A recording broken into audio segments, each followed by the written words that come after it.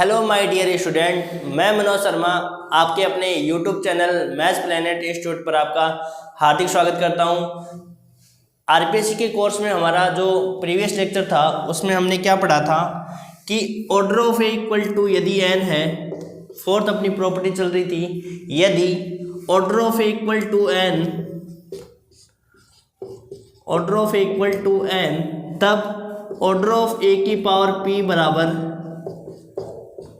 N upon H C F of P और N. आपको H सी F किसका निकालना है? पी और एन का एच सी एफ निकालना है।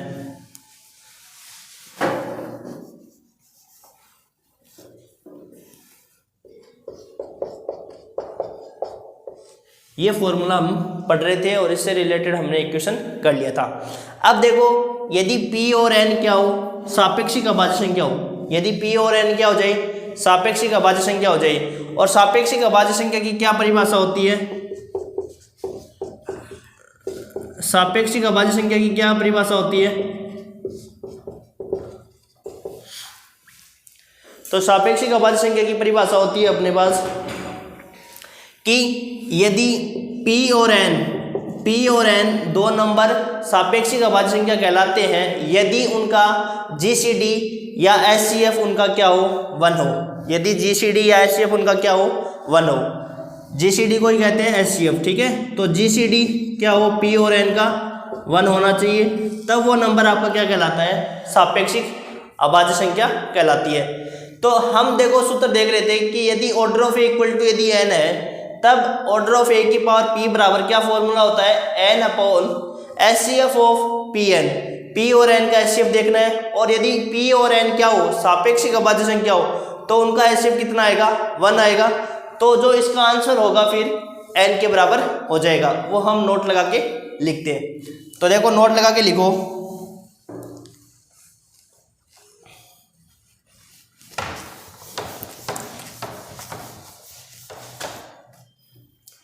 नोट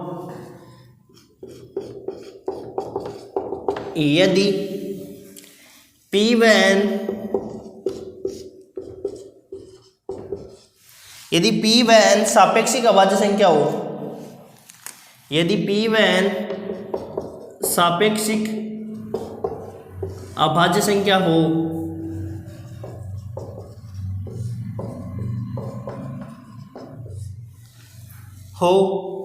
तथा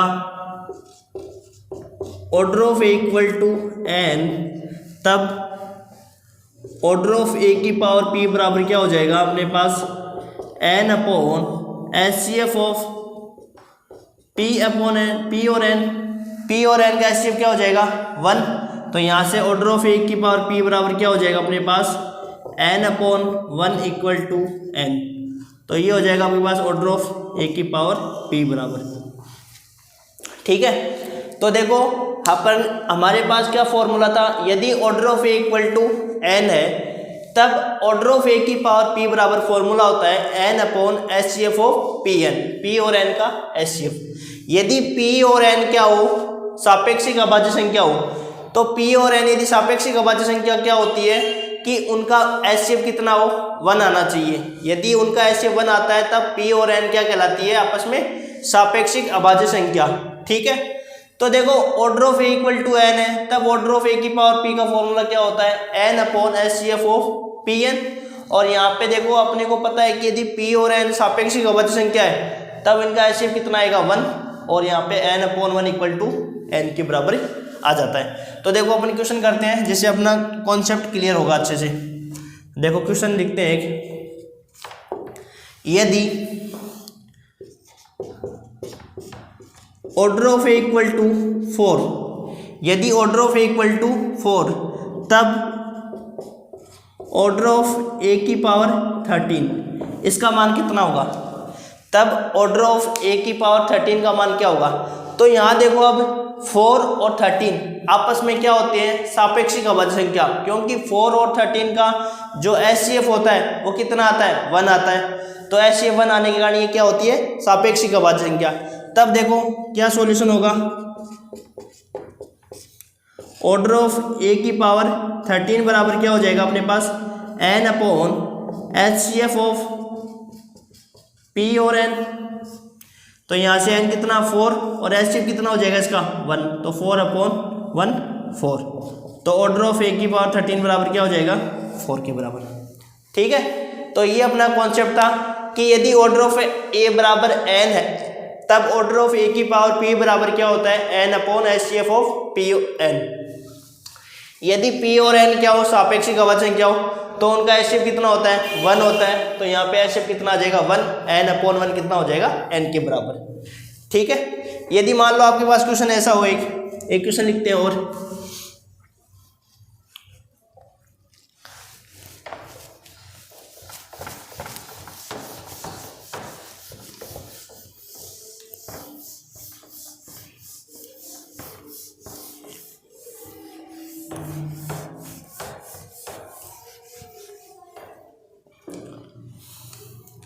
एक क्वेश्चन लिखते हैं, देखो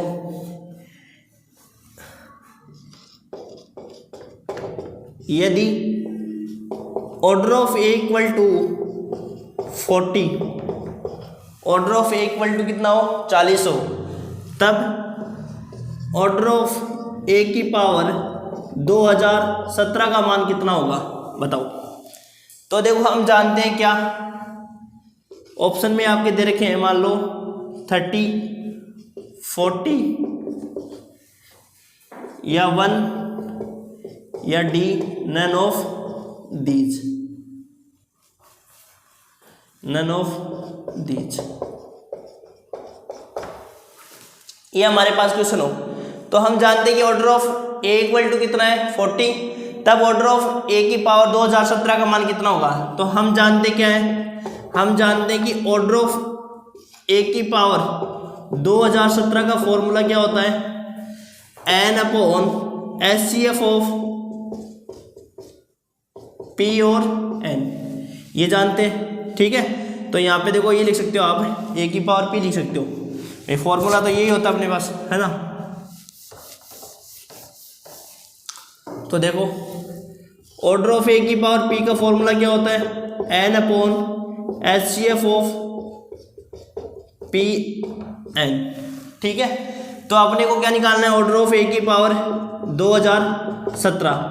तो देखो n कितना है 40, तो 40 एचसीएफ कितना है, मान लो इसका एचसीएफ अपन लिख लेते हैं, एचसीएफ ऑफ पी और एन का एचसीएफ कितना बताना अपने को, तो 40 और 2017 का एचसीएफ ये निकालना है। तो देखो आप उसी फॉर्मूले को ले सकते हो, बेसिक वाले फॉर्मूले को ले सकते हो। यदि आपको डायरेक्ट यहाँ से देखो शॉर्ट में ट्रिक बन जाएगी, क्या ट्रिक बन जाएगी, अपने को पता है कि 40 और 2017 का एचसीएफ कितना होता है 1 होता है, तो आंसर कितना आ जाएगा डायरेक्ट 40 आ जाएगा। लेकिन किसी को सूत्र से करना हो तो देखो कैसे करेंगे, 40 और इनका एचसीएफ कितना आ जाएगा 1, तो यहाँ हो जाएगा 40। और अपन तो वैसे ही जानते थे कि फॉर्मूला क्या होता है डायरेक्ट, कि यदि पी और एन क्या हो सापेक्षिक अभाज्य संख्या हो तो उनका एचसीएफ कितना आता है 1, तो आंसर वही आ जाता है जितना आपको ऑर्डर ऑफ ए दे रखा है। तो order of A equal to कितना दे रखा है 40, तो यहाँ पे आंसर हो जाएगा 40। ठीक है, ये हो जाएगा आंसर ऑर्डर ऑफ 40। एग्जाम में देखो क्वेश्चन आते हैं इनसे रिलेटेड, ऐसे ही क्वेश्चन पूछते हैं। तो ये अपना मोस्ट इंपॉर्टेंट कॉन्सेप्ट अपना क्लियर हो गया कि order of equal to N है, तब ऑर्डर ऑफ ए की पावर पी बराबर क्या होता है n/HCF ऑफ पी एन। ठीक है, यदि p और n सापेक्षिक अभाज्य हो तो उनका HCF 1, तो वो ऑर्डर ऑफ ए की पावर p बराबर क्या हो जाता है n के बराबर हो जाता है। ठीक है, ये अपना कॉन्सेप्ट क्लियर हुआ। अब देखो एक अच्छा कॉन्सेप्ट और है, इंपॉर्टेंट कॉन्सेप्ट है, उस पर वर्क करते हैं।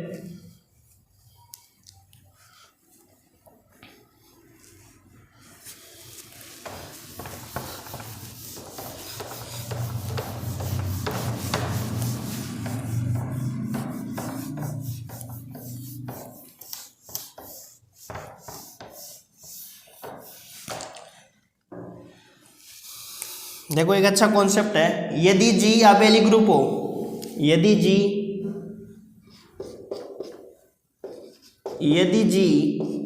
आबेली ग्रुप हो, यदि G आबेली ग्रुप हो तब ऑर्डर ऑफ ए बी का मान किसके बराबर होगा। तो यदि अपने को ऑर्डर ऑफ ए बी का मान निकालना है तब क्या फॉर्मूला होता है, LCM of order of A और order of B. Order of A और ऑर्डर ऑफ बी का आपको एलसीएम निकालना है और वो इसका क्या हो जाएगा, आंसर हो जाएगा। यदि जी मान लो अबेली ग्रुप हो तब ऑर्डर ऑफ ए बी किसके बराबर होगा, एलसीएम ऑफ ऑर्डर ए और ऑर्डर बी। ऑर्डर ओ ए और ऑर्डर बी का एलसीएम लेना है आपको, ठीक है। तो देखो एक क्वेश्चन लिखते हैं इस पे बेस। यदि से नहीं माना जी आबेली ग्रुप हो, माना जी आबेली ग्रुप हो तथा order of A equal to 4 तथा order of B equal to 10, तब ऑर्डर ऑफ ए बी होगा, तब ऑर्डर ऑफ ए बी होगा। तो यहाँ हो जाएगा अपने पास ए में 40, बी हो जाएगा अपने पास 20 और सी हो जाएगा अपने पास 4 और डी ऑप्शन हो जाएगा अपने पास 10। तो आपको बोला है कि माना यदि जी आबेली ग्रुप है तथा order of A equal to 4 है तथा order of B equal to 10 है, तब ऑर्डर ऑफ ए बी होगा आपका। तो अपने पास फॉर्मूला होता है कि ऑर्डर ऑफ ए बी कैसे निकालते हैं।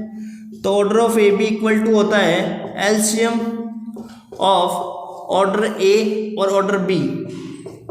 ऑर्डर ए का और ऑर्डर बी का एलसीएम लेना है आपको, ठीक है। तो यहाँ से देखो कितना होगा, एलसीएम ऑफ आपको ऑर्डर ए बी निकालना है। तो ऑर्डर ए बी किसके बराबर होगा, एलसीएम ऑफ ऑर्डर ए कितना 4 और ऑर्डर ऑफ बी कितना 10। तो 4 और 10 का एलसीएम कितना होगा बताओ। एलसीएम कैसे निकालते हैं, ऐसे निकालते हैं ना। तो ये हो जाएगा 2 और ये 5,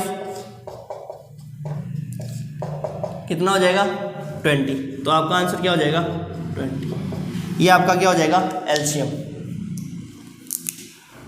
20 आंसर हो जाएगा, ठीक है। तो देखो आज हमने क्या, देखो हमने अभी तक दो कॉन्सेप्ट पढ़ लिया। दो कॉन्सेप्ट क्या पढ़ा, एक तो आपने ये पढ़ा था कि order of A equal to मान लो एन दिया है, तब ऑर्डर ऑफ ए की पावर पी बराबर क्या होगा, एन अपॉन में H C F of P N.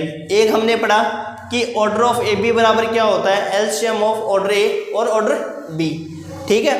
अब देखो एग्जाम में क्वेश्चन ऐसे भी आ सकता है, कैसे देखो कि माना जी आबेली ग्रुप है, ठीक है, तथा order of A equal to मान लो एम दिया है और ऑर्डर ऑफ बी बराबर मान लो एन दिया है, तब ऑर्डर ऑफ ए बी होगा।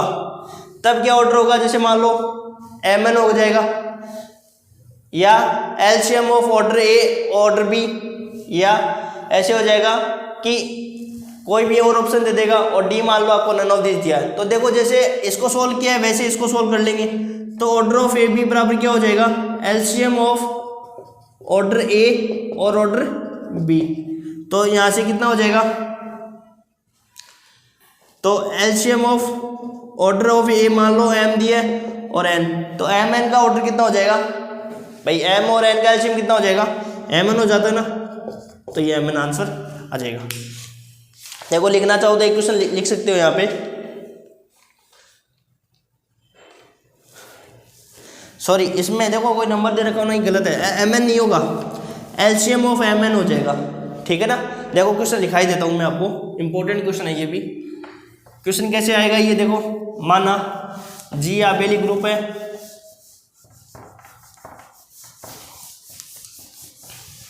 एम एन नहीं आएगा, एम एन वो लिख दिया था मल्टीप्लाई करके। देखो ऐसे क्वेश्चन है वो कि माना जी आबेली ग्रुप है तथा order of A equal to M है तथा order of B equal to N है, तब ऑर्डर ऑफ ए बी होगा। ए ऑप्शन अपने पास था, ए ऑप्शन अपने पास है m into N, B option आपके पास होगा under root of M N, C option आपके पास है एलसीएम ऑफ एम एन और डी ऑप्शन आपका हो जाएगा none of these, none of these, यही ऑप्शन है अपने पास। तो तो देखो माना जी आबेली ग्रुप दे रखा है और order of A equal to M दे रखा है तथा order of B equal to N, तब ऑर्डर ऑफ ए बी होगा। तो क्या हो जाएगा, अपना कॉन्सेप्ट क्या था, ऑर्डर ऑफ ए बी बराबर LCM of order of A और ऑर्डर ऑफ बी। तो यहां से हो जाएगा आपके पास क्या, एलसीएम ऑफ ऑर्डर ऑफ ए कितना एम और ऑर्डर ऑफ कितना एन। तो आपका ये आंसर हो जाएगा order of A equal to ये वाला। तो आपका कौन सा ऑप्शन सही होगा, सी ऑप्शन करेक्ट हो जाएगा। यहाँ से क्या हो जाएगा, सी ऑप्शन करेक्ट। ये क्वेश्चन एग्जाम में आया हुआ है, ठीक है ना, वो मैंने उस हिसाब से देख लिया था दूसरे तरीके से हमने, ठीक है ना। तो ये आपका क्वेश्चन था वो कि माना जी आबेली ग्रुप है तथा order of A equal to M है तथा order of B equal to N है, तब ऑर्डर ऑफ ए बी क्या होगा आपके पास, एलसीएम ऑफ ऑर्डर ए और ऑर्डर बी का। तो एलसीएम ऑफ एम एन, ठीक है, ये आंसर हो जाएगा।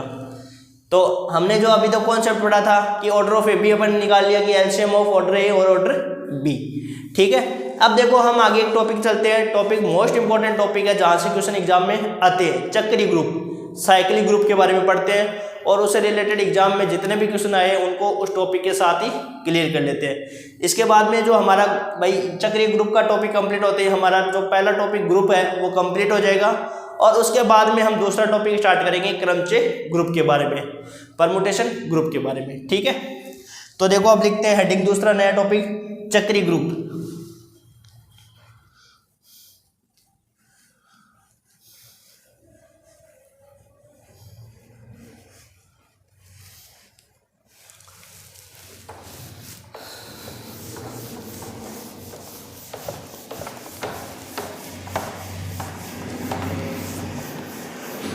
मोस्ट इंपॉर्टेंट टॉपिक है एग्जाम की दृष्टि से, चक्रीय ग्रुप का बहुत मोस्ट इंपॉर्टेंट टॉपिक है ये। चक्रीय ग्रुप का एग्जाम में बहुत बार पूछा जाता है। तो देखो हम नया टॉपिक स्टार्ट करेंगे चक्रीय ग्रुप। टॉपिक है ये, ध्यान रखना, टॉपिक में जैसे एक टॉपिक होता है ना, सब टॉपिक जिसको कहते हैं वो है आपका चक्रीय ग्रुप, साइक्लिक ग्रुप। तो पहले तो हम डेफिनेशन देखते हैं और उसके बाद में हम इससे रिलेटेड क्वेश्चन देखते हैं। तो लिखो परिभाषा, क्या परिभाषा होती है,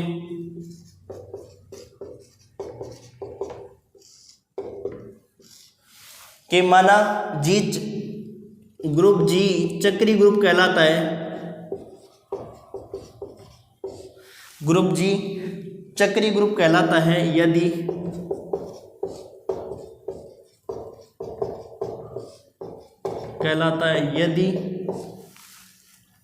एक अवयव ए ऐसा विद्यमान हो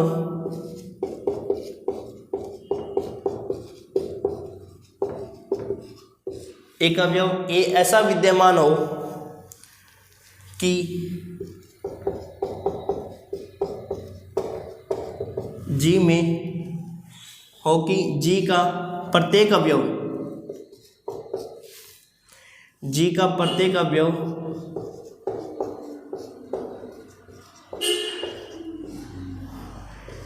एक ही पूर्णांक घात के रूप में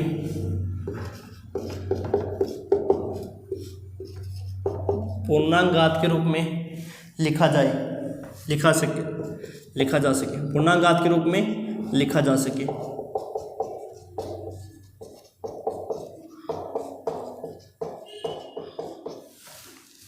तब अवयव ए ग्रुप जी का जनक कहलाता है, जी का जनक कहलाता है जहां जी में अवयव परिमित हो।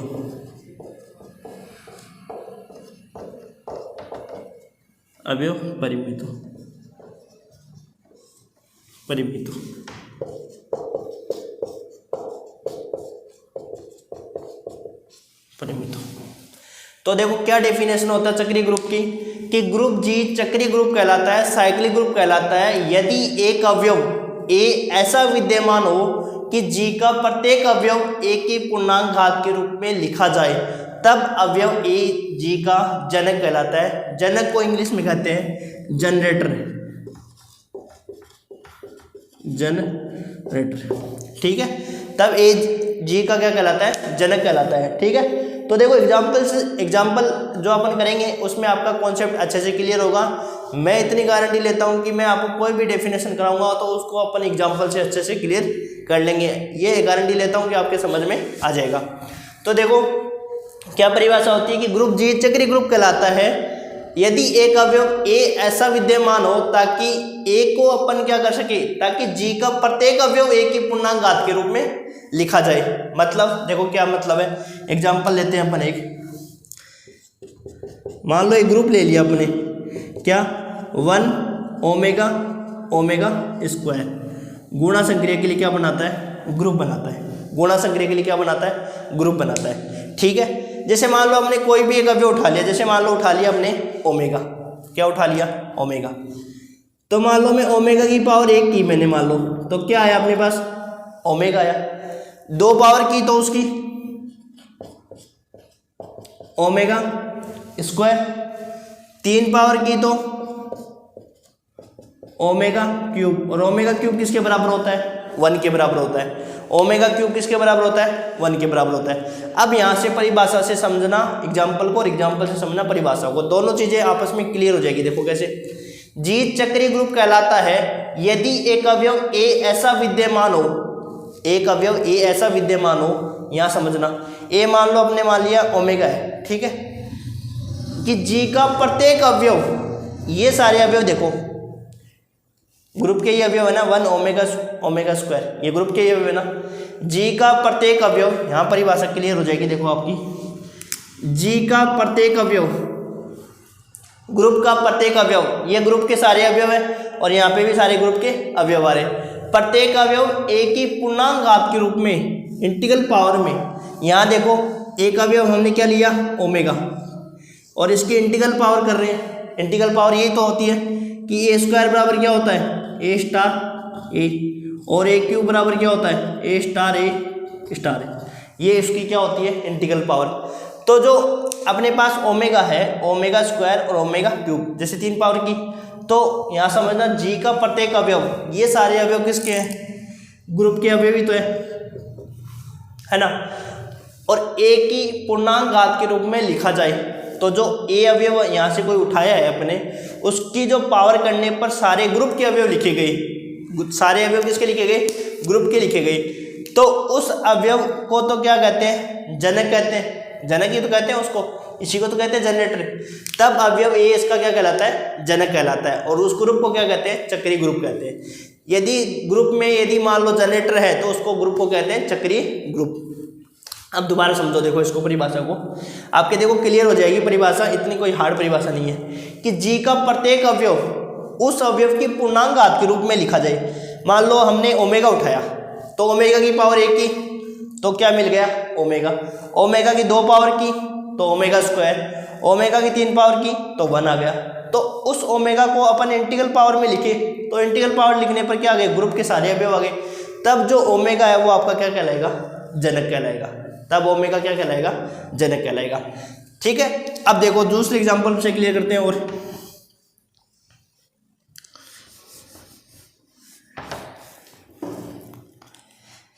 मान लो मैं ओमेगा स्क्वायर को क्या मानता हूं, जनक मानता हूं। तो ओमेगा स्क्वायर को यदि मैं जनक मानता हूं तो ओमेगा को जो अपन ओमेगा के जो पूर्णांक घात में लिखेंगे जो भी, वो सारे किसके अवयव आ जाने चाहिए, ग्रुप के आ जाना चाहिए। आते हैं देखते हैं। तो ओमेगा स्क्वायर की पावर 1 की तो क्या आ गया, ओमेगा स्क्वायर आ गया यहाँ तक। ओमेगा स्क्वायर की पावर 2 की तो ओमेगा की पावर 4, ओमेगा की पावर 4 के बराबर क्या लिखते हैं, ओमेगा। ओमेगा की पावर 3 लिखी तो ओमेगा की पावर 3 कितना हो जाएगा यहाँ पे 6, और 6 ओमेगा किसके बराबर होएगा, 1 के बराबर। तो हमने जब ओमेगा की जो पावर, ओमेगा स्क्वायर की जो पावर की, उसमें ग्रुप के सारे अवयव आ गए, तो सारे अवयव आ गए, तब ओमेगा स्क्वायर इसका क्या हो जाएगा, जनक हो जाएगा। तब ओमेगा स्क्वायर क्या हो जाएगा, जनक हो जाएगा। यदि ग्रुप के प्रत्येक अवयव को, यदि ग्रुप के प्रत्येक अवयव को यदि a की पूर्णांक घात के रूप में, यदि a की पूर्णांक घात के रूप में लिखा जाए तब a उसका जनक कहलाता है। तो ओमेगा की पावर में हमने लिख दिए सारे ग्रुप के अवयव को, और ओमेगा स्क्वायर को हमने ग्रुप के अवयव को सारों को लिख दिया इंटीग्रल पावर में। तब ओमेगा और ओमेगा स्क्वायर क्या हो जाएगा, इसका जनक। तब इस ग्रुप जी के जनक क्या हो जाएंगे, ओमेगा और ओमेगा स्क्वायर, ओमेगा और ओमेगा स्क्वायर। ठीक है, अब देखो आगे और कॉन्सेप्ट देखेंगे कि ग्रुप की जो कोटि है, ग्रुप की कोटि और जनक की कोटि, दोनों की कोटि क्या होती है, बराबर होती है। तो देखो इस ग्रुप की कोटि कितनी है, 3, और यदि अपन ओमेगा की कोटि निकालेंगे तो भी उसकी 3 आएगी, और ओमेगा स्क्वायर की कोटि निकालेंगे वो भी कितनी आएगी, 3 आएगी। यदि ग्रुप की कोटि और जनक की कोटि यदि बराबर है तभी उसको अपन क्या कहेंगे, जनक कहेंगे। तो आप वैसे भी निकाल सकते हैं और उसके भी एग्जाम्पल में करवाऊंगा। तो देखो अब आगे लिखते हैं, ये हमारे क्या होंगे, जनक। इसके बाद में लिखते हैं हम, एक नोट लगा के लिखो, इम्पोर्टेंट नोट। ये जो मैंने अभी बताया वही उसका नोट है कि order of A equal to order of G. अच्छा टॉपिक है, एग्जाम की दृष्टि से बहुत क्वेश्चन पूछे जाते हैं, चाहे वो आपका कोई भी एग्जाम हो, DSSS हो, चाहे PGT हो, TGT हो, चाहे राजस्थान के एग्जाम हो, किसी भी एग्जाम में हो, टीचर वाले में, उनमें सब में ऐसे क्वेश्चन आते हैं एग्जाम में। तो देखो नोट लगा के लिखो, यदि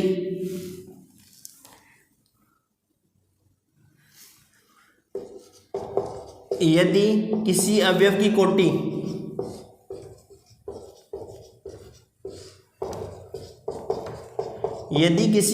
कोटि ग्रुप की कोटि के बराबर है,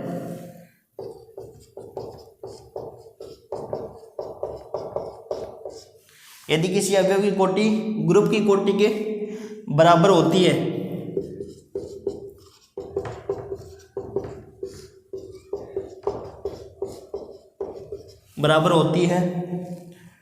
तो वह अवयव ग्रुप का जनक कहलाता है।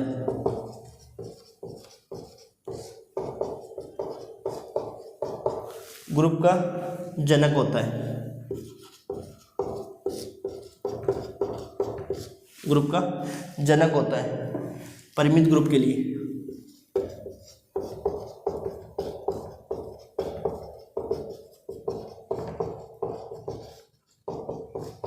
तो यहाँ से हम लिख सकते हैं कि ऑर्डर ऑफ जनक equal to order of G, या ये लिख सकते हैं order of equal to order of G. बहुत मोस्ट इम्पोर्टेंट स्टेटमेंट है ये, अब यहाँ समझना। अब देखो हम है ना, जैसे मान लो सारे अवयव को ऐसे तो कर नहीं सकते, एक एक पावर देख नहीं सकते।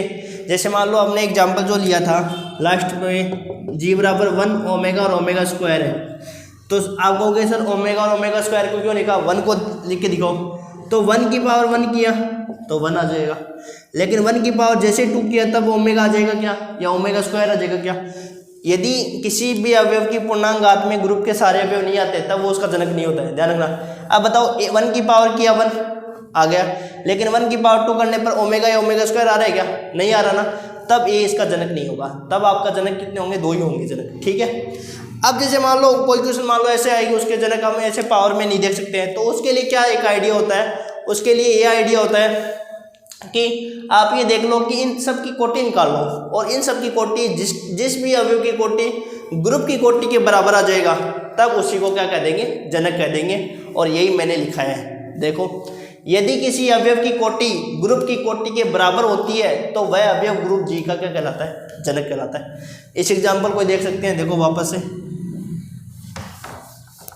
तो अब आपके लिए सिंपल हो गया कि जनक निकालना कैसे, कौन कौन से जनक होंगे। तो जनक अपन बता सकते हैं कैसे, देखो जैसे मान लो मैं एक एग्जाम्पल लेता हूँ आपके लिए, जी बराबर मान लो 1 ओमेगा ओमेगा स्क्वायर गुणा संक्रिया के लिए क्या बनाता है, ग्रुप बनाता है। ठीक है, तो यहाँ से देखो मान लो मैं ऑर्डर ऑफ 1 की बात करूँ तो ऑर्डर ऑफ 1 कितना आएगा बताओ, गुणा संक्रिया के लिए ग्रुप होता है, तो ये जो गुणा संक्रिया के लिए ग्रुप होता है तो गुणा संक्रिया तत्समक अवयव क्या होता है, 1। और मैंने बताया था कि जो तत्समक अवयव की कोटि होती है वो कितनी होती है, 1 होती है ना। ये सारे यदि जिसने भी लेक्चर प्रीवियस लेक्चर नहीं देखे उसमें देखना कि तत्समक अवयव की कोटि क्या होती है, हमेशा 1 होती है।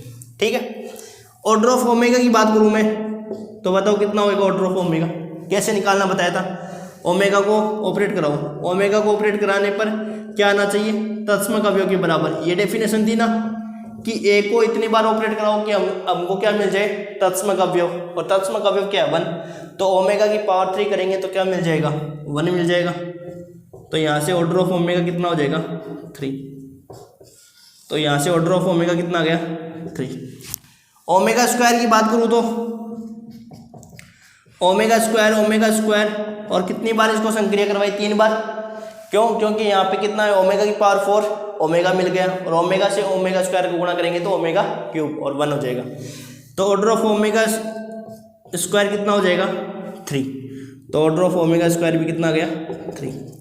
अब देखो यहाँ पे ग्रुप ऑर्डर ऑफ जी भी देखो कितना है, कितने अवयव है इसमें 3। तो बताओ कि किसी भी अवयव की कोटि ग्रुप की कोटि के यदि बराबर है तब वो अवयव आपका जनक कहलाता है, यही मैंने लिखा है। तो बताओ इसमें जनक कौन कौन से होंगे, इसकी कोटि देखो, इन दोनों की कोटि देखो और ग्रुप की कोटि के बराबर है, तब हम लिखेंगे तब जनक ओमेगा और ओमेगा स्क्वायर। क्यों, क्योंकि order of G equal to order of A है। आगे समझे, और एग्जाम्पल करते हैं। ये जैसे जैसे आप इनको रिवाइज करोगे ना तो आपके कॉन्सेप्ट अच्छे वाले कॉन्सेप्ट क्लियर हो जाएंगे आपके। तो फिर आपको अब इसमें तो चलो ये छोटा सा एग्जाम्पल था तो इसमें पावर करके देख लिया, लेकिन और एग्जाम्पल जैसे पूछेंगे उसमें आपको पूछेंगे जनक बताओ इसमें, तो जनक निकालने ऐसे पावर करते थोड़ी नहीं रहेंगे। कॉम्पिटेटिव एग्जाम्स में ऐसे पावर करते रहेंगे तो फिर पावर ऐसे थोड़ी ना करते रहेंगे, 1 की पावर कर लिया। जैसे ये तो मान लो छोटा सा 3 ही अवयव है इसमें, तो अपने को ये देखना है कि सारे अवयव की कोटि निकालो और जो भी ग्रुप की कोटि के बराबर आता है वही उसके जनक हो जाएंगे। ठीक है, क्लियर। अब देखो आगे एग्जांपल करते हैं, और एक और भी देखेंगे कि जो एक आगे देखो, आगे बताऊंगा गुणधर्म, यहाँ तक तो एक बार क्लियर करो।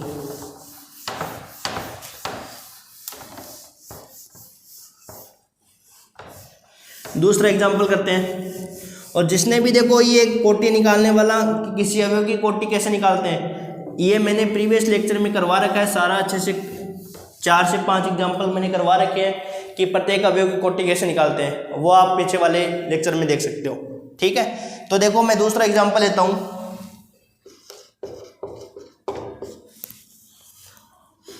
जी बराबर मान लो 1 - 1 आयोटा माइनस आयोटा, इसको हमने देखा था कि ये गुणा संक्रिया के लिए क्या बनाता है, ग्रुप बनाता है। ठीक है, तो देखो मैं आपको उस तरीके से भी बता देता हूँ और कोटि निकाल के भी बता देता हूँ। तो सबसे पहले ये देखो कि ऑर्डर ऑफ जी कितना है 4, ऑर्डर ऑफ जी कितना है 4।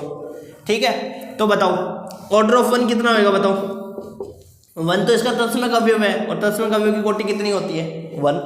ऑर्डर ऑफ -1 बताओ कितना होगा 2 होता है ना, यही तो बताया था। देखो -1 × -1 गुणा संक्रिया है और क्या मिलता है तत्समक अवयव, तो -1 का स्क्वायर करने पर क्या मिलता है 1, तो ऑर्डर ऑफ -1 कितना हो जाएगा 2।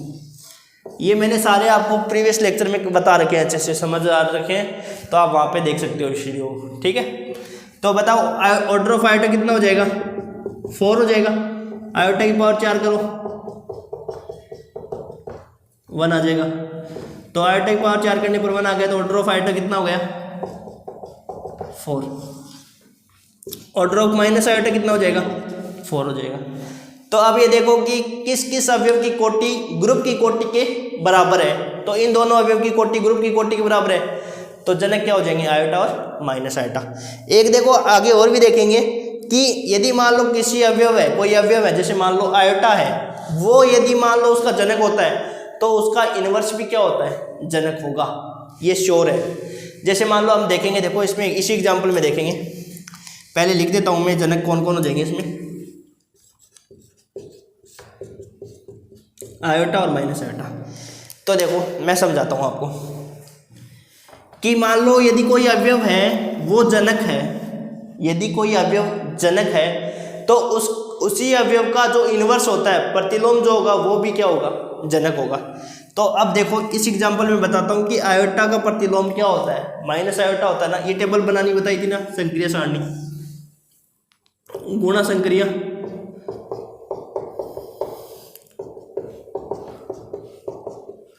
वन को 1 से किया -1, ये कितना हो गया आयोटा -1,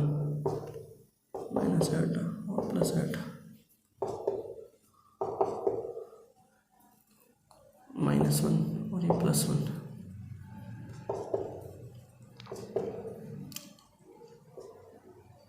+1 -1। ठीक है, तो देखो यहाँ पे अपने को देखते हैं संगत 10वां का अवयव तो 1 हो जाएगा, और सबके 1 के नीचे लगाओ अंडरलाइन। प्रतिलोम कैसे देखने बताए थे, 1 के नीचे देखो 1 1, तो 1 का प्रतिलोम तो क्या हो जाएगा 1, और -1 का प्रतिलोम -1, आयोटा का प्रतिलोम क्या हो जाएगा माइनस आयोटा, और माइनस आयोटा का प्रतिलोम क्या हो जाएगा आयोटा। तो यदि आयोटा इसका जनक होता है तो उसका प्रतिलोम भी जनक होगा। यदि जनक है तो ए इनवर्स भी उसका क्या हो जाएगा जनक हो जाएगा। तो देखो देख लिया ना, ये होता है आयोटा भी यदि जनक है तो उसका प्रतिलोम माइनस आयोटा वो भी उसका जनक होगा। ठीक है, देखो और क्वेश्चन करते हैं, और यहाँ लिख देंगे तो जी चक्री ग्रुप है, जनक मिल गए ना अपने पास, तो आता है जी चक्री ग्रुप है, जी चक्री। ठीक है, देखो और एग्जांपल देखते हैं जिससे आपका कॉन्सेप्ट क्लियर हो अच्छे से। तीसरा क्वेश्चन देखते हैं।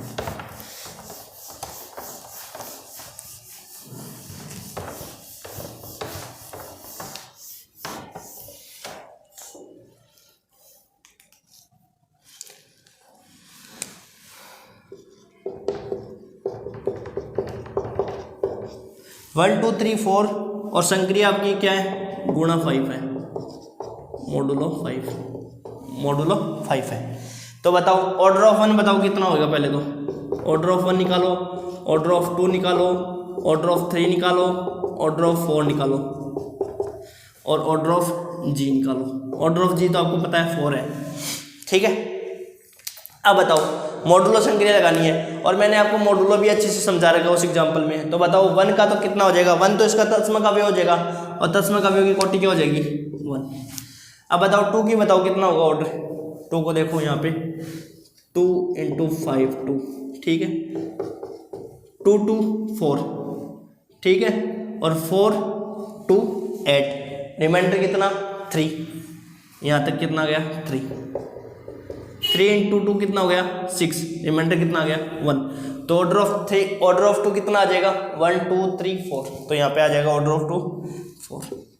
देखो ये सारे मैंने है ना सारे एग्जांपल बता रखे हैं प्रीवियस लेक्चर में, तो आप एक बार प्रीवियस लेक्चर को देख ले अच्छे से तो आपको समझ में आ जाएगा। 3 का देखो कैसे हो जाएगा 3 3 9, और 9 में 5 का डिवाइड करेंगे तो रिमाइंडर कितना आ जाएगा 4, तो यहाँ तक तो कितना आ गया 4 × 3 कितना हो जाएगा 12, रिमाइंडर कितना 2, और 2 × 3 6, तो कितना आ गया 4। ऑर्डर ऑफ 4 की बात करें तो 4 × 4, रिमाइंडर 4 × 4 कितना हो गया 16, और 16 आते हुए कितना हो गया 2 हो गया ना, तो ऑर्डर ऑफ 3 कितना हो गया 2। अब बताओ किस किस की कोटि है वो क्या है जनक, उसकी किस किस की कोटि ग्रुप की कोटि के बराबर है, तो 4 4 है ना इसकी ग्रुप की कोटि के बराबर है, तो ये दोनों क्या हो जाएंगे इसके जनक। ऑर्डर ऑफ 2 और ऑर्डर ऑफ 3 क्या हो जाएंगे इसके जनक, तो आपके जनक क्या हो जाएंगे 2 और 3, और जी क्या हो जाएगा चक्री ग्रुप है। ठीक है, अब देखो आगे एक क्वेश्चन और करते हैं जिससे आपका और कॉन्सेप्ट क्लियर हो अच्छे से। जी बराबर मान लो 0 1 2 3, और संक्रिया आपको दे रखी है +4।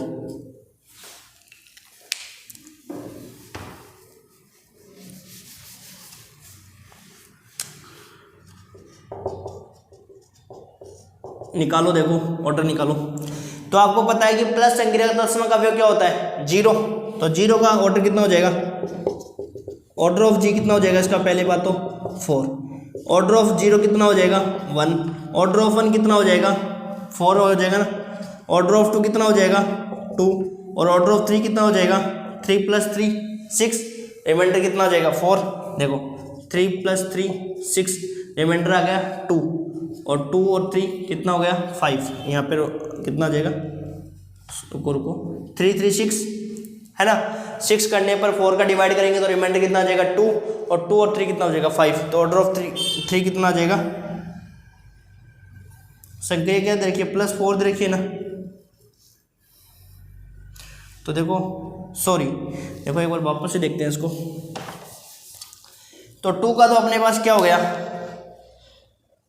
2 2 4, तो ये तो 2 आ गया। और 3 का क्या हो जाएगा बताओ 3 + 4, 3 3 कितना हो गया 6, और 6 में क्या करेंगे 4 का डिवाइड करेंगे तो 1 टाइम, और रिमाइंडर कितना आ गया 2। वापस करेंगे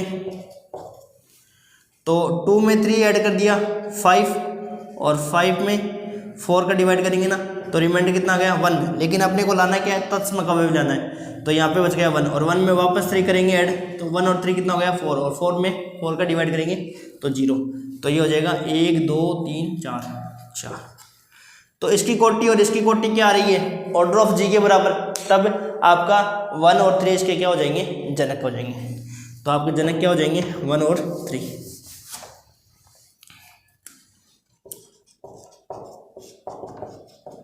वन और 3 जनक। और जी क्या हो जाएगा जी +4 संक्रिय के लिए चक्रीय ग्रुप है।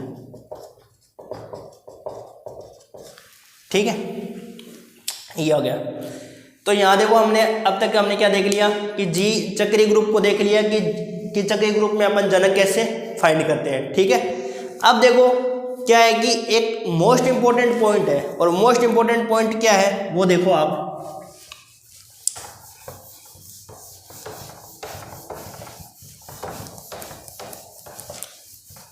आपको कहीं से भी अदर कोर्स लेने की ज़रूरत भी नहीं पड़ेगी यदि आप मेरी क्लासेज को अच्छे से देख लिया। आपको ग्रुप थ्योरी में ये मान लो एक क्वेश्चन भी इनमें से बाहर नहीं जाएगा। आपको मैं सारी थ्योरी विद कॉन्सेप्ट विद इनके जो क्वेश्चन साथ में ही करवा देता हूँ। इसलिए करवा देता हूँ क्योंकि इसमें थ्योरी की बजाय आपको क्वेश्चन से प्रैक्टिस करोगे तो थ्योरी अच्छे से क्लियर होगी, और अदरवाइज थ्योरी पढ़ोगे तो उससे आपको कुछ भी क्लियर होने वाला नहीं है। आप थ्योरी को सिर्फ याद कर सकते हो, जब आप इनको एग्जाम्पल पे अप्लाई करोगे तो थ्योरी और अच्छे से क्लियर होगी। ठीक है ना। तो इसलिए मैं आपको हर कॉन्सेप्ट के साथ में क्या करा देता हूँ एग्जाम्पल सॉल्व कराता हूँ, जिससे कि आपका थ्योरी क्लियर हो। ठीक है ना। तो देखो अब इसमें देखो क्या इंपॉर्टेंट बात बताने वाला था मैं। सबसे पहली बात तो ये है कि Z+ है ना, Z+ जो अपरिमित चक्रीय ग्रुप है, अपरिमित चक्रीय ग्रुप है, उसके कितने जनक होते हैं। ये क्वेश्चन बहुत बार एग्जाम में पूछा हुआ है, सबसे मोस्ट इंपॉर्टेंट क्वेश्चन है ये। Z+ एक अपरिमित चक्रीय ग्रुप है तब जनकों की संख्या नंबर ऑफ जनरेटर पूछा आपको। तो देखो G8+ जो है वो आपका अपरिमित चक्रीय ग्रुप है, और उस अपरिमित चक्रीय ग्रुप के जनकों की संख्या आपकी कितनी होती है 2 होती है। और 2 कौन कौन सी होती है 1 और -1, 1 और -1। मोस्ट इंपॉर्टेंट क्वेश्चन है, जितने भी एग्जाम हो गए आपके चक्रीय ग्रुप से क्वेश्चन यदि आया है तब ये बहुत बार क्वेश्चन पूछा हुआ आपको कि Z+ अपरिमित चक्रीय ग्रुप है और उसके जनकों की संख्या बताइए। तो ये क्वेश्चन आपके फर्स्ट ग्रेड में आया हुआ है, फर्स्ट ग्रेड या सेकंड ग्रेड में एग्जाम में आपके क्वेश्चन ये पूछा हुआ है। ठीक है कि Z+ अपरिमित चक्रीय ग्रुप है तब जनकों की संख्या होगी, तो जनकों की संख्या होगी 2, 1 और -1। ठीक है। एक दूसरा इंपॉर्टेंट नोट इसका मैं लिखाऊंगा कि Q+ और R+ और C+ ये चक्रीय ग्रुप नहीं होते हैं। ये चक्रीय ग्रुप क्यों नहीं होते? क्योंकि इनमें ऐसा कोई भी एक अवयव नहीं है, कोई भी अवयव विद्यमान नहीं होता है जिसमें क्या होता है कि प्रत्येक अवयव को उसकी पूर्णांक घात के रूप में लिखा जा सके। देखो ये चक्रीय ग्रुप क्यों नहीं होता? चक्रीय ग्रुप में अपन क्या डेफिनेशन देखते हैं कि कोई भी ग्रुप चक्रीय ग्रुप कब कहलाता है? यदि उसमें एक अवयव ऐसा विद्यमान हो ताकि जी के प्रत्येक अवयव को उसकी पूर्णांक घात के रूप में लिखा जा सके। यही तो डेफिनेशन होती है। ये डेफिनेशन देखी थी ना अपने चक्रीय ग्रुप की। क्या डेफिनेशन देखी थी चक्रीय ग्रुप की?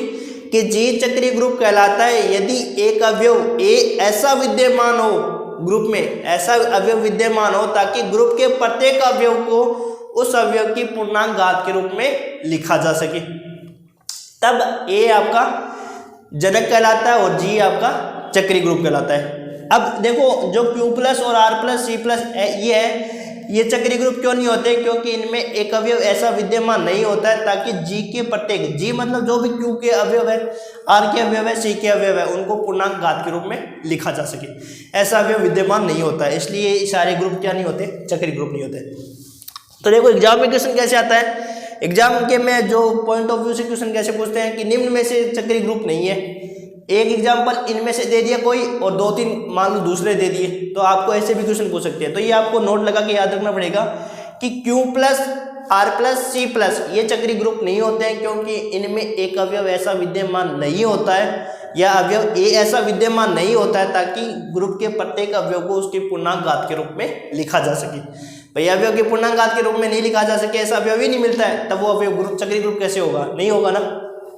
तो यही 2 नोट होते हैं। दूसरा नोट क्या है कि जो मैंने पहला लिखा है वो क्या है, Z प्लस यदि अपरिमित चक्रीय ग्रुप है तब उसके जनकों की संख्या कितनी होती है, 2 होती है, और जनक कौन कौन से होते हैं, 1 और -1। ठीक है, तो ये लिखो नोट लगा के।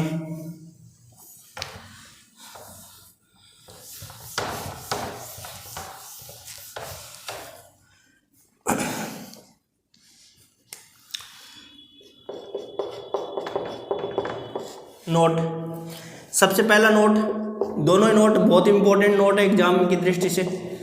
Z प्लस अपरिमित, Z प्लस केवल एक चक्रीय ग्रुप है, अपरिमित चक्रीय ग्रुप केवल एक चक्रीय ग्रुप है जिसके 2 जनक हैं।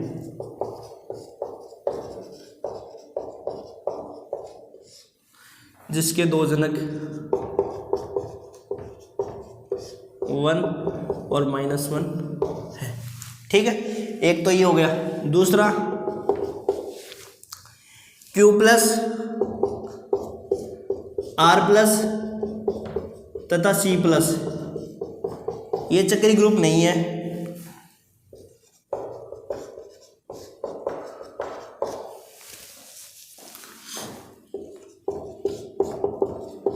क्योंकि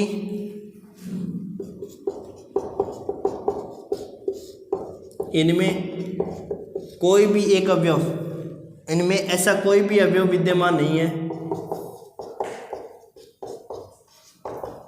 इनमें ऐसा कोई भी अवयव विद्यमान नहीं है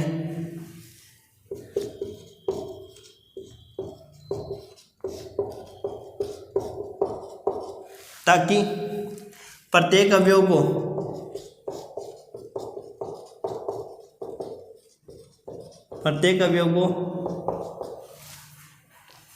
इसके पूर्णांक घात के रूप में लिखा जा सके।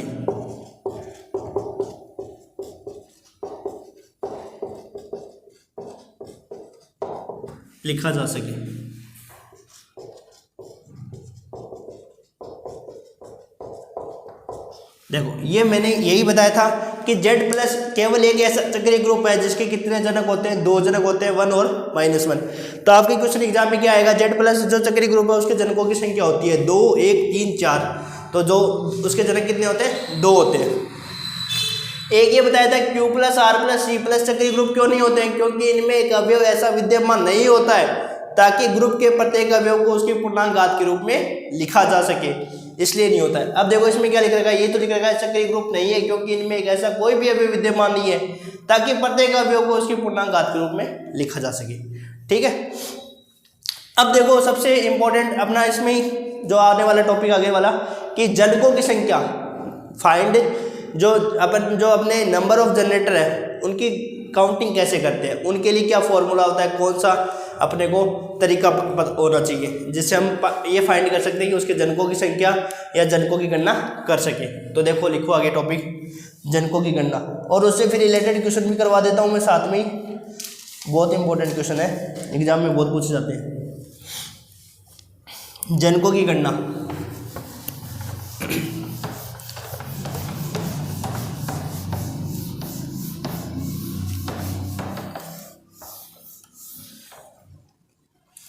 लिखो आगे टॉपिक जनकों की गणना।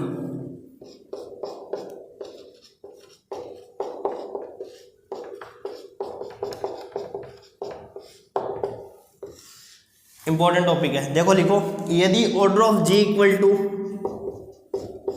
n है, order of G equal to n है, तब G के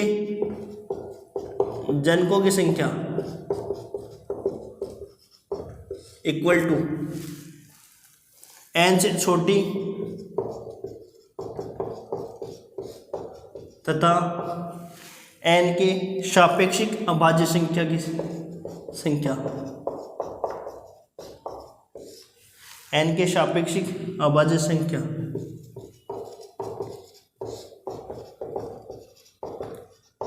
संख्याओं की संख्या। देखो ये आपका डेफिनेशन है। यदि मान लो order of G equal to N है, मान लो ऑर्डर कितना भी दे रखा है, तब जी के जनकों की संख्या अपन ऐसे कैसे फाइंड करेंगे कि उसके जनकों की संख्या कितनी होगी। तो एन से छोटी मतलब उस नंबर से छोटा, उस नंबर के बराबर नहीं लेना है, उस नंबर से छोटा तथा एन के सापेक्षिक अभाज्य संख्याओं की संख्या, मतलब उससे जो भी संख्या सापेक्षिक अभाज्य संख्या हो। आपको पता है कि सापेक्षिक अभाज्य संख्या क्या होती है, दो संख्या सापेक्षिक अभाज्य संख्या कहलाती है यदि उनका एचसीएफ कितना हो 1 हो, तब वो संख्या क्या कहलाती है, आपकी सापेक्षिक अभाज्य संख्या। देखो एग्जाम्पल से क्लियर करते हैं इस चीज़ को, तो आपका अच्छे से क्लियर होगा। देखो एग्जाम्पल लिखते हैं, और ये जो एग्जाम्पल है आपका सेकेंड ग्रेड 2013 में पूछा हुआ है।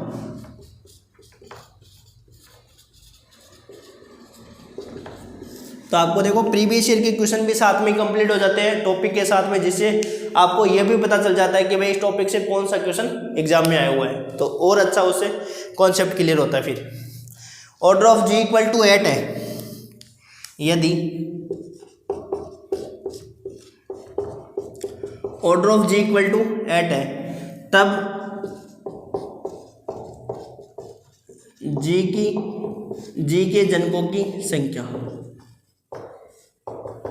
तो बताओ, देखो जी के जनकों की संख्या कितनी होगी, अब समझना। देखो सॉल्यूशन,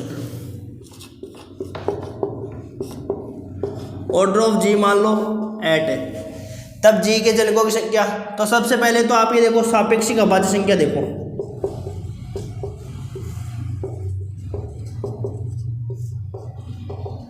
यहां समझना। देखो एन से छोटी, जो आपको ऑर्डर ऑफ जी दे रखा है एन, उससे छोटी तथा एन के सापेक्षिक अभाज्य संख्याओं की संख्या। तो देखो 8 से छोटी संख्या लिखो पहले तो 1 2 3 4 5 6 और 7, ये समझ में आ गया। 8 से छोटी संख्या आपने लिख ली क्या, 1 2 3 4 5 6 7 तक छोटी हो जाएगी, तो ये कॉन्सेप्ट हो गया एन से छोटी।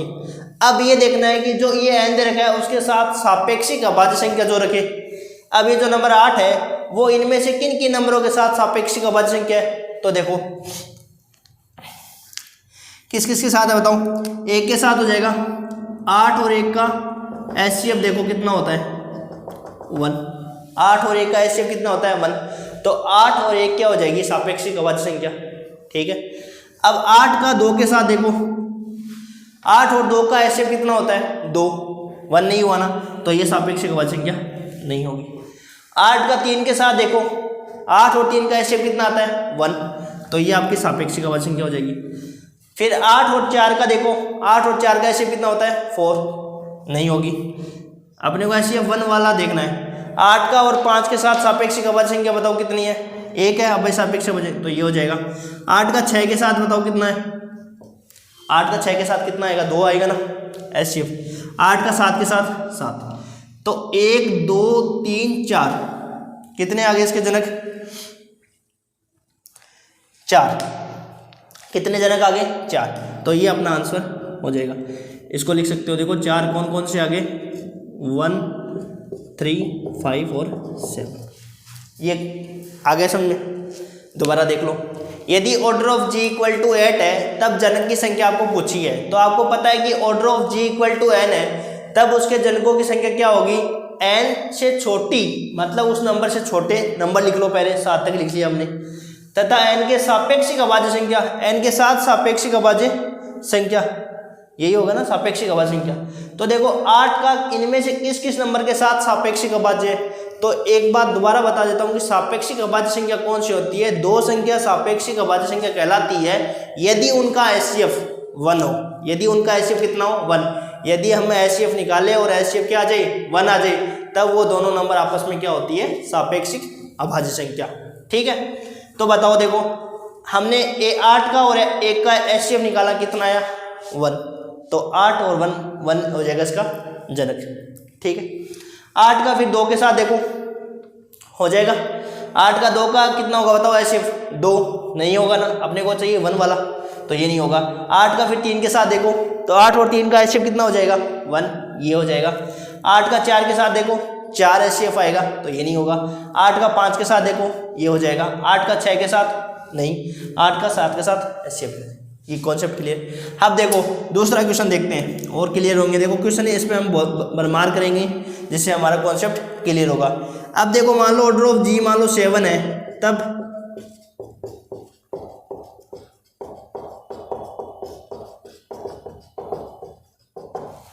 जनकों की संख्या कितनी होगी तो बताओ। पहले आप लिखो सापेक्षिक अभाज्य संख्या, ये आपके जनक हो जाएंगे। जनक जनक कितने हो जाएंगे, 4 इस संख्या होगी, 4 ही उसके जनक हो जाएंगे।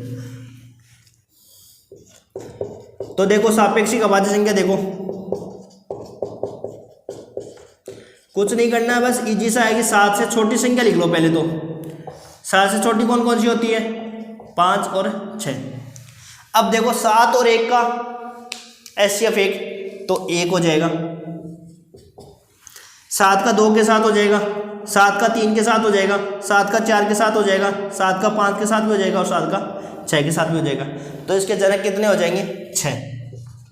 और वैसे भी देखो एक ट्रिक होती है क्या, कि यदि ऑर्डर ऑफ जी यदि प्राइम नंबर है, यदि ऑर्डर ऑफ जी यदि क्या हो प्राइम नंबर हो, तब उसके जनक की संख्या कितनी होती है, 6 होती है। एक कम होती है, p-1 होता है। ठीक है, ये लिखा दूंगा मैं नोट लगा के कि यदि ऑर्डर ऑफ जी यदि मान लो प्राइम नंबर है तो आपके जनक की संख्या होती है p-1। ठीक है, तो 7 है तो आप डायरेक्ट बता सकते हो 6 होंगे इसके बचेंगे, इसके जो जनक होंगे वो 6 होंगे। ठीक है, अब लिखो आगे एग्जाम्पल लिखते हैं, और ये नोट लगा के लिखते हैं इसमें पहले, फिर उस पर रिलेटेड क्वेश्चन करते हैं।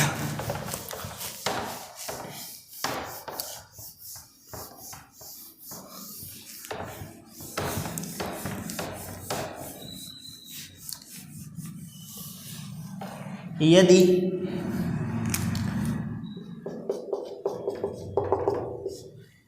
ऑर्डर ऑफ जी प्राइम अभाज्य संख्या हो,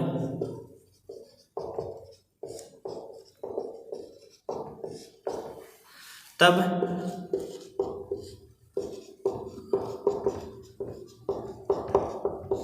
जी के जनकों की संख्या कितनी होगी, p-1।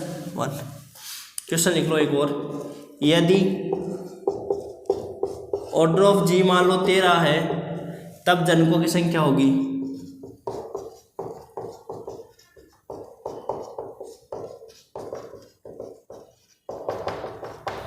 तब जी के जनकों की संख्या होगी कितनी होगी बताओ। Order of G equal to 13 है, तब जनकों की संख्या होगी आपके 12। ये हो जाएगा डायरेक्टली। ठीक है, तब ऑर्डर ऑफ तब जनकों की संख्या कितनी हो जाएगी, 12 हो जाएगी, क्योंकि order of G equal to यदि प्राइम नंबर है तब जनकों की संख्या हो जाएगी 1 कम 13 माइनस 1 12। ठीक है,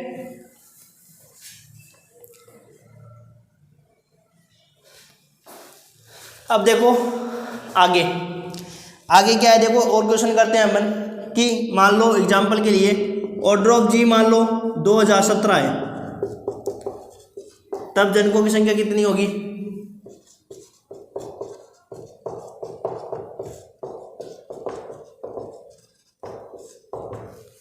तब जनकों की संख्या कितनी होगी। तो सॉल्यूशन क्या हो जाएगा अपना,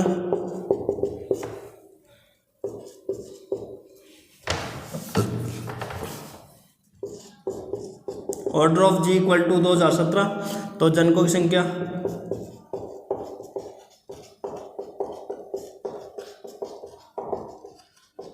2016, ये आंसर हो जाएगा। ठीक है, तो देखो ऑर्डर ऑफ जी मान लो यदि 12 है तो उसके बताओ, तो हमने बस 2-4 क्वेश्चन और कर लेते हैं, फिर हम गुणधर्म पर चलते हैं। तो देखो और क्वेश्चन करते हैं, ऑर्डर ऑफ जी मान लो कितना है, 12 है, तब जनकों की संख्या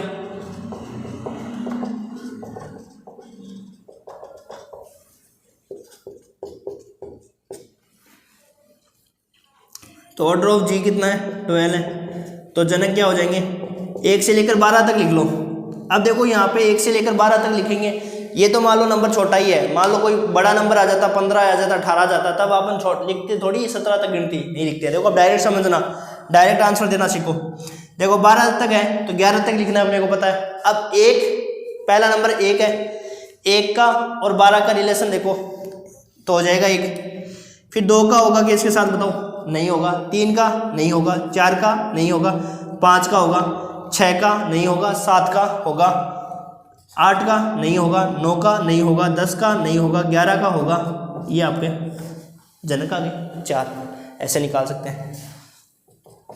जनकों की संख्या कितनी होगी? 4। ठीक है, और लिखते हैं क्वेश्चन।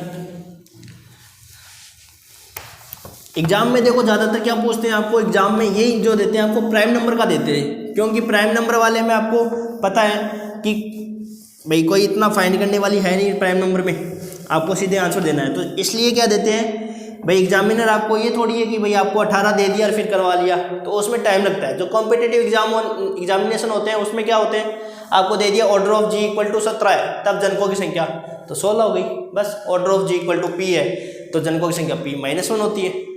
ऐसे एग्जाम में क्वेश्चन आते हैं जो सेकेंडों में आंसर हो जाए। और आपको पता है कि ग्रुप थ्योरी के क्वेश्चन तो ऐसे है कि सिर्फ 5 या 10 मिनट लगते हैं। 5 से 6 क्वेश्चन आपके जो भी एग्जाम में आते हैं, 5 आते हैं, 10 आते हैं किसी कॉम्पिटेटिव एग्जाम में। तो ये मान लो बहुत कम टाइम लेने वाला यही टॉपिक है आपके पास, ग्रुप थ्योरी वाले। ग्रुप थ्योरी वाले क्वेश्चन ऐसे होते हैं जो आप 5 मिनट मैक्सिमम लगाते हो, जिसको यदि ग्रुप थ्योरी अच्छे से आती है। नहीं तो फिर इसको बैठे रहो, उसके आंसर वैसे भी नहीं आने वाले, क्योंकि जिसको अच्छे से समझी हुई नहीं होती है वो तो कितना भी टाइम दे दो नहीं आता है, और जिसकी अच्छे समझी हुई तो वो चुटकियों भर में आंसर निकाल देता है। देखो और लिखते हैं, एक क्वेश्चन और लिखो। जी बराबर ए स्क्वायर ए क्यूब ए की पावर 6 इक्वल टू ई, तब जी के जनक होंगे।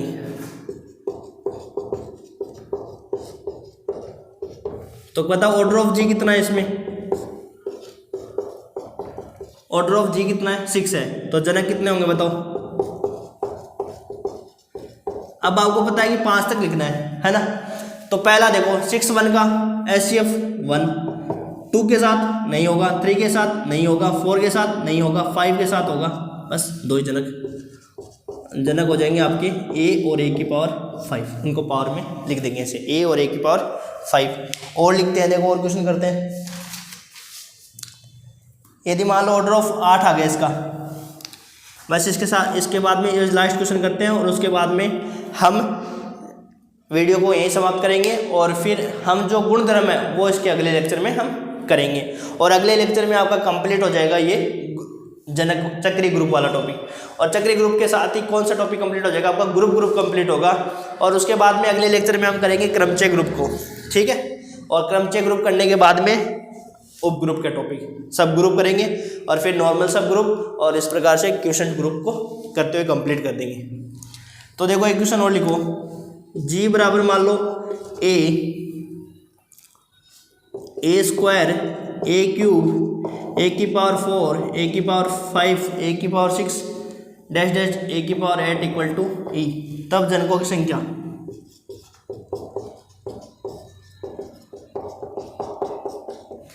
जनक होंगे। तो देखो जी बराबर ही हो गया, तो बताओ ऑर्डर ऑफ जी कितना है? 8, तब जनकों की संख्या या तब जनक क्या होंगे, कौन कौन से होंगे बताओ। 7 तक लिखना है, आपको पता है। 8 का 1 के साथ होता है, 2 के साथ नहीं होता है, 3 के साथ हो जाएगा, 4 के साथ नहीं होगा, 5 के साथ हो जाएगा, 6 के साथ नहीं होगा, 7 के साथ हो जाएगा। तो ये आपके जनक हो जाएंगे कौन कौन से, ए क्यूब ए की पावर 5 ए की पावर 7, ये आपके जनक, ये जनक हो जाएंगे, ठीक है। तो ये हमने आज एग्जाम्पल देख लिए जनकों की संख्या निकालना। और जनकों की संख्या में हमने एक मोस्ट इंपॉर्टेंट गुणधर्म देखा कि order of G equal to यदि प्राइम नंबर है तो जनकों की संख्या कितनी होती है, p-1। अब अगले लेक्चर में हम क्या करने वाले हैं, अगले लेक्चर में हम चक्री ग्रुप के जितने भी गुणधर्म हैं उन सबको पढ़ेंगे और उनसे रिलेटेड क्वेश्चन करेंगे, और इस टॉपिक को कंप्लीट अगले लेक्चर में कंप्लीट कर देंगे। Thank you.